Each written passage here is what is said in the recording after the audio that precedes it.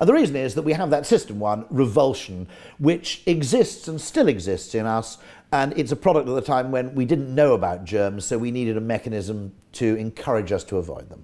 And the brain is full of those evolved million-year-old mechanisms which cause us to do things. Now, here, because we've discovered germs, we probably give a fairly accurate explanation.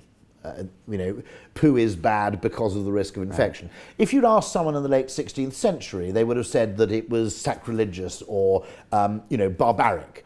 But their explanations would have been the best attempt at explaining an emotional reaction to a visceral reaction. And I think a lot of what when you research people's behaviour now, I think it's equivalent to explaining why you didn't like poo in the 16th century.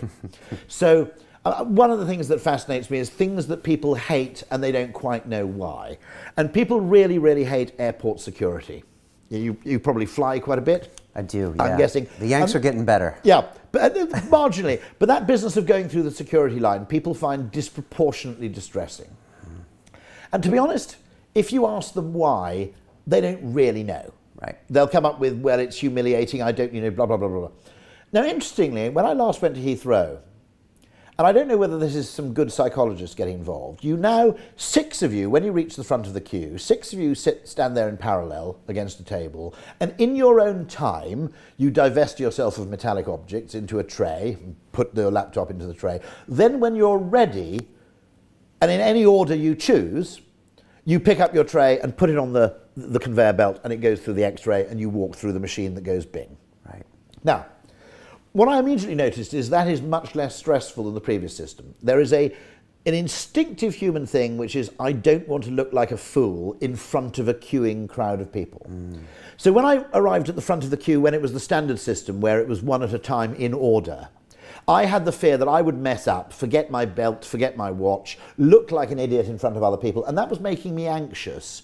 But I didn't really know the reason for the anxiety. What's interesting is that when you change the system so that a mistake on my part doesn't actually delay people behind me, right, so someone's thinking, the anxiety disappears. But you couldn't have relied on people's explicit explanation of the problem to solve the problem. What you need to do is come up with hypotheses about why people are stressed, and then come up with a solution which solves it, which indeed that system does. Now, interestingly, I knew a little bit about this anxiety because I've worked a little bit with the fast food industry, and there's a known moment of what's called menu stress, which is you're in front of the queue at KFC, and you're blithering or dithering over your choice, and you can feel kind of the laser eyes of the 6 people behind you going, get a move on, you tosser, I want to order my food. Right.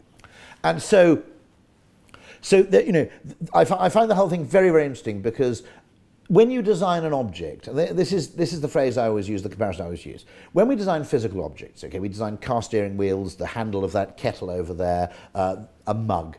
They're designed to work with our evolved physique. So the mug fits nicely into my hand, the steering wheel works well with the hands I've got. Now, we didn't evolve hands for holding mugs or for steering cars, patently, okay? Totally different reasons, holding weaponry, swinging from trees, whatever theory you want to advance, but not for driving cars. But when we design physical objects, without any effort required, we design them to work with our evolved physique because that makes sense. There's no point in designing a car you steer with your nose. And so when we design experiences, or when we design choices, or when we design websites for that matter, it makes perfectly good sense also to design them to work with our evolved psychology.